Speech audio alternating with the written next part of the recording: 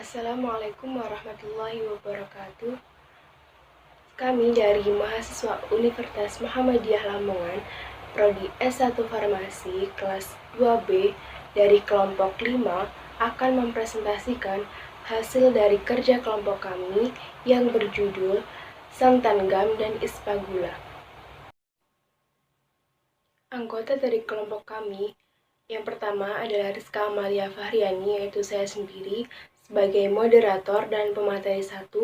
Setelah itu ada Galuh Ambar Pramudita sebagai pemateri kedua. Setelah itu ada Sofiatur Rohmah sebagai pemateri ketiga dan Rizky Septa Setiawan sebagai pemateri keempat.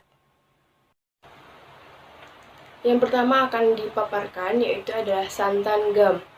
Sinonimnya sintan gam, sumber biologis, polisakarida mikroba yang dihasilkan dari Xanthomonas campestris.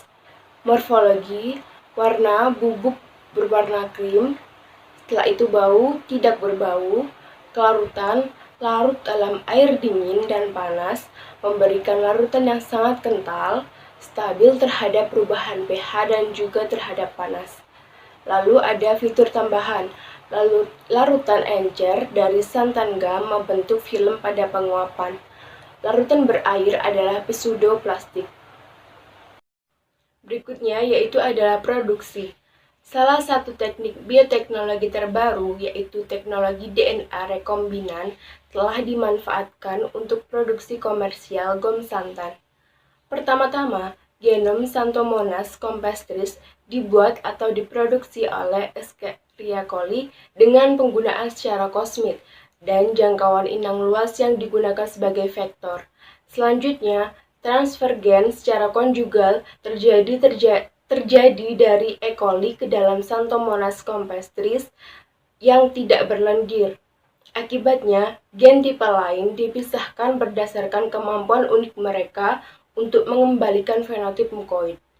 Akibatnya, beberapa plasmid cloning yang tergabung dalam gen tipe lain, Xanthomonas campestris, akan menghasilkan peningkatan produksi getah santan.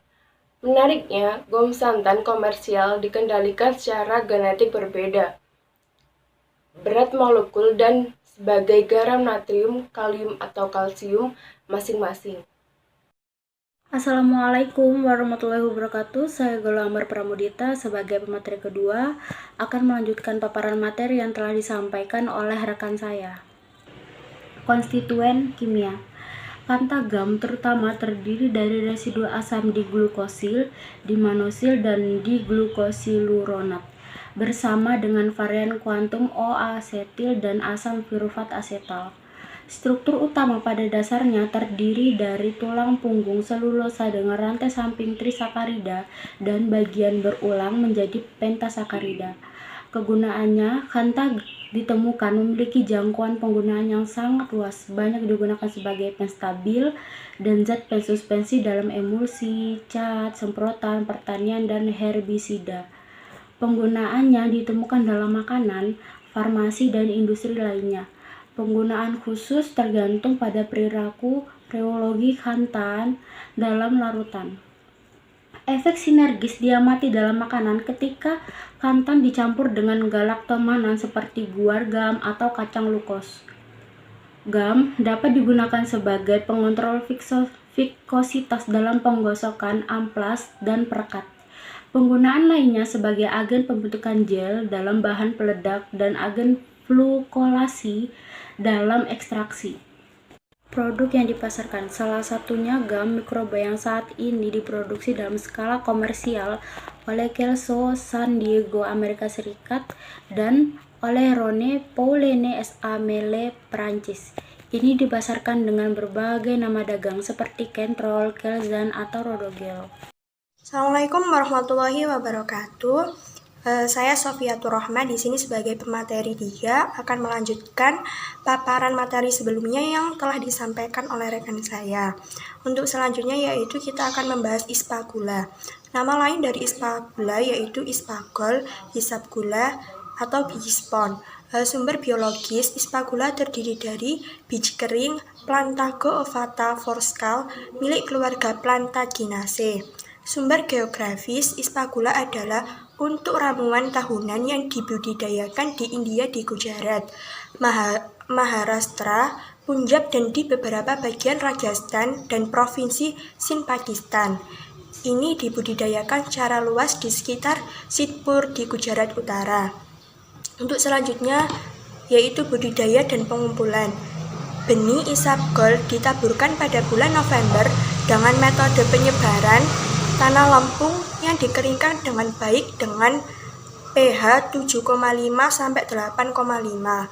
Iklim sejuk dan kering cocok untuk pertumbuhannya. Amonium sulfat juga ditambahkan sebagai pupuk. Pasokan air yang baik untuk tanaman harus diberikan pada selang 8 sampai 10 hari, 7 sampai 8 kali. Meskipun Ispagula tidak terpengaruh oleh hama atau penyakit, presentasi hasil panen dapat menurun drastis karena hujan deras atau badai. Buah dikumpulkan pada bulan Maret atau April setelah buah benar-benar matang. Buah kemudian dikeringkan dan bijinya dipisahkan. Morfologi dari Ispagula yaitu warna abu-abu kemerah-merahan sampai coklat, bau tidak ada, rasa berlendir, bentuk bulat telur, bentuk seperti perahu, ukuran panjang 1,5 sampai 3,5 mm, lebar 1 sampai 1,8 mm, berat 100 biji 0,15 sampai 0,19 gram. Penampilan biji keras, tembus cahaya dan halus. Bagian punggung, permukaan cembung, terdiri dari bintik kecil berwarna coklat kemerahan mengkilap di bagian tengah. Sedangkan bagian perut, permukaan cekung, memiliki rongga yang ditutupi guci ril. Selaput tipis berwarna putih. Assalamualaikum warahmatullahi wabarakatuh. Saya Rizky Setastiawan sebagai pemateri keempat akan melanjutkan penjelasan paparan materi yang telah disampaikan oleh rekan saya. Mikroskopik dari Ispagula itu sendiri ialah sebuah potongan melintang tipis diamati di bawah mikroskop menunjukkan karakter berikut: epidermis berlapis tunggal, berdinding tebal transparan, sel-sel tangan sial memanjang mengandung lendir yang terlihat jika dibawa dalam kontak dengan air. Lapisan pigmen biasanya yang berwarna kuning, endosperm. Lapisan luar terdiri dari sel-sel seperti palisade yang berdinding tebal, tetapi sel-sel bagian dalam tidak teratur, dan juga berdinding tebal yang berdiri dari butiran alkuron dan butiran minyak. Embrio memiliki 2 kotiledon dengan 3 sampai 5 ikatan pembuluh. Sebagai tulang biji tetap melekat pada benih. Konstituen kimia. Biji Ispagula mengandung sekitar 10% lendir yang ada di epidermis testa. Lendir terdiri dari 2 polisakarida kompleks, yang satu larut dalam air dingin dan yang lainnya larut dalam air panas. Secara kimia adalah pentosan dan asam aldobionik. Pentosan pada hidrolisis menghasilkan silosa dan arbinosa, dan asam aldobionat menghasilkan asam galakturonat dan ramnosa. Protein dan minyak tetap ada dalam endosperma dan embrio. Pengujian kimia. Yang pertama adalah biji Ispagula bila diberi ruthenium red memberikan warna merah karena adanya lendir. Yang kedua, tambahkan air ke beberapa biji. Lendir akan keluar dan membentuk zona di sekitar biji. Yang ketiga, faktor pengembangan merupakan parameter untuk menentukan kemurnian benih. Pengembangan dapat ditentukan secara kuantitatif dengan faktor pengembangan. 1 gram obat dimasukkan ke dalam gelas ukur berukuran 25 ml dan ditambahkan 20 ml air, lalu dikocok secara berkala selama 23 jam pertama dan disimpan selama 1 jam lagi. Volume yang ditempati oleh obat disebut faktor pengembangan. Faktor pengembangan biji Ispagula adalah 10 sampai 13. Kegunaan. Biji Ispagula digunakan sebagai obat pencair yang sangat baik dan pencair massal pada sembelit kronis. Aktivitas pencair lendir espagula adalah murni mekanis. Hal ini juga berguna dalam disentri diare kronis.